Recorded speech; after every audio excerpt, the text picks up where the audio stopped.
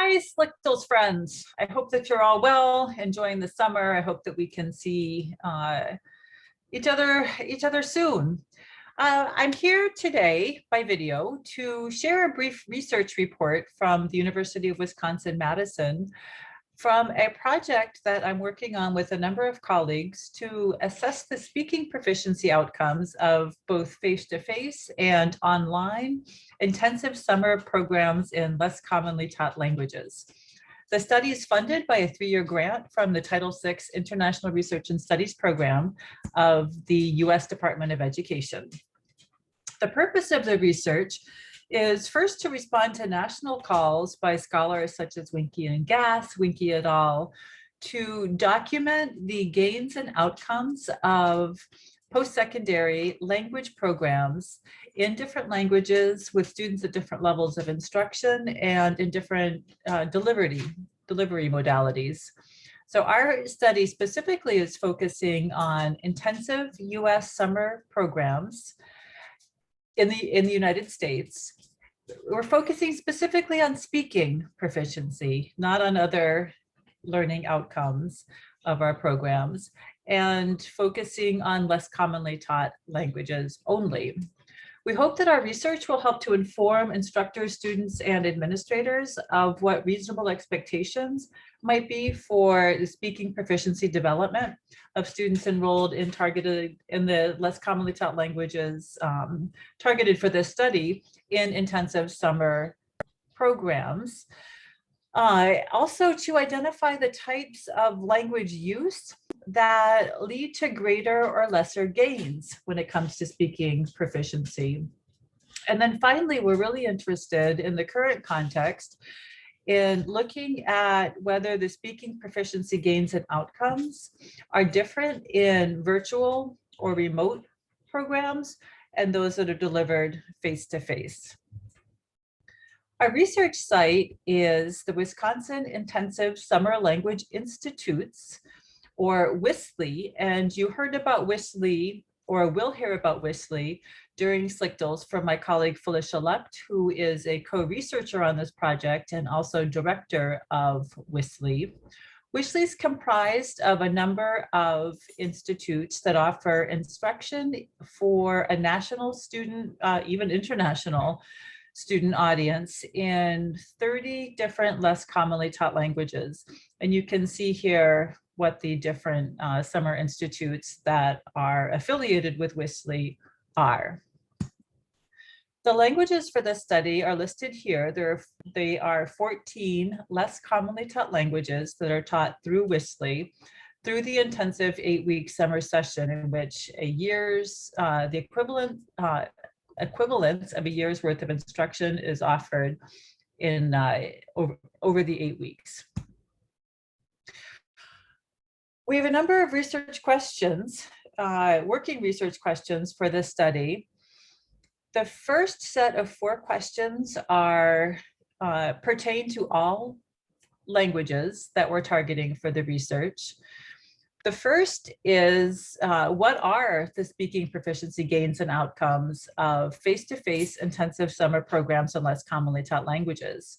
The second question is, what are the speaking proficiency gains and outcomes of online or remote and some intensive summer LCTL programs? And the third question, you could probably guess, is what is the difference, if any, in the speaking proficiency gains of students enrolled in intensive LCTL programs that are delivered face-to-face and those that are delivered online. We're also interested in differences in the speaking proficiency gains that students make based on different demographic variables, such as whether they're heritage learners or foreign language learners of the language. And then we have right now just 2, but we're working on some additional questions that are for a subset of our participants. And that subset is comprised of students who are studying one of the following languages: just Arabic, Hindi, Indonesian, Persian, Turkish, or Urdu, which are languages that have relatively larger enrollments relative to the other languages in the study. And so our 5th research question is, What is the relationship, if any, between students' self-reported time spent in different language use activities and their speaking proficiency attainment in their intensive summer program? And then our final question is, what is the relationship, if any, between students' self-reported level of engagement in different types of language use activities and their speaking proficiency attainment? I'm going to focus today on preliminary findings that answer the third research question. It's one that's very pressing for all of us. And it's what is the difference, if any, in the speaking proficiency gains of programs that are delivered face-to-face and those that are delivered online? The study follows a mixed methods design. We're conducting pre and post-program oral proficiency interviews with all students, and all participating students are completing a background questionnaire. Then a subset of the participants, those in the languages that were listed for research questions 5 and 6, are also completing weekly journals to report on the amount of time that they're spending each week engaged in different types of language use activities and their perceived level of engagement in those activities. And then we're also right now conducting interviews with this subset of participants.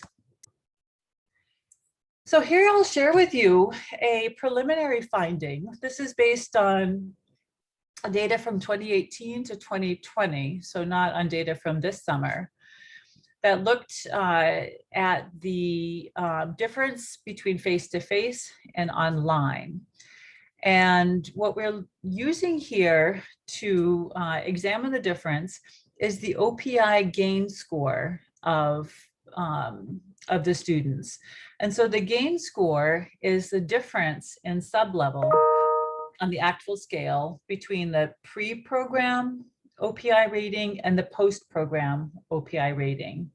We're using a flat 10-point scale for the actual OPI ratings. We could talk about the rationale for choosing that scale. There are others out there that are weighted to account for the fact that it takes more time for students to reach higher sublevels on the proficiency scale than it does to move through the lower levels. But at any rate, the gain score shows that if it's 0, that the student was assessed before the program began at a certain level, sublevel on the actual scale, and that at the end of the program, the student received the exact same rating. So there was no change between pre and post program. A negative score means that the student went down by 1 or 2 sublevels between the pre and the post program oral proficiency interview. You can see here that fortunately we don't have that many students for whom that was the case. And then a positive gain score shows the number of sublevels that students moved up between their pre-program OPI and post-program OPI.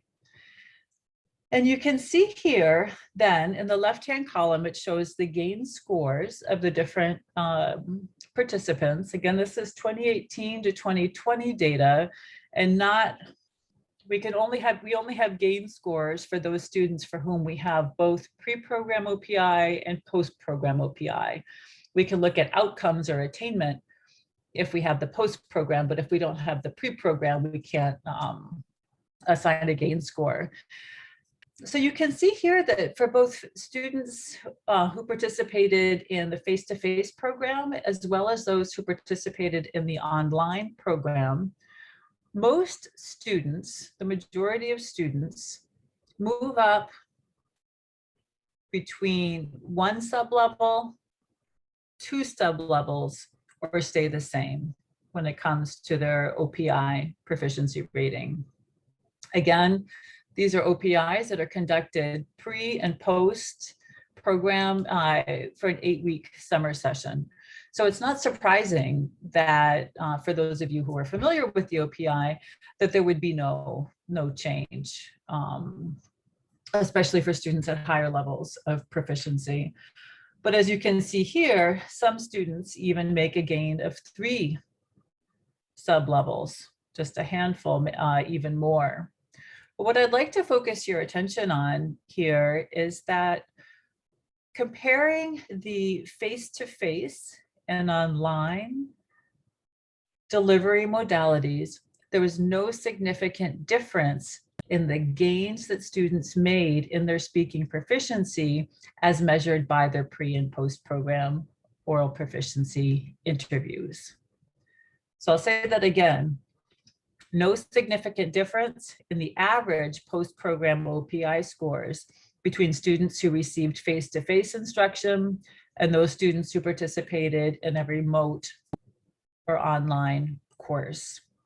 I should say here that the online courses that were included in the study were those that were offered remotely in the pandemic. These were not planned online courses, but were really emergency remote instruction, as some of our colleagues have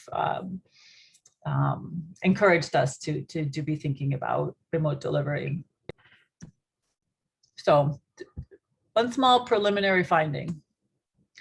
We're in the process right now of collecting data in this summer's program, which is fully remote, fully online. It's in progress. We have about 100, a little over 100, although I think one student dropped, so maybe we're exactly at 100 students in the different 14 different less commonly taught languages participating in the study.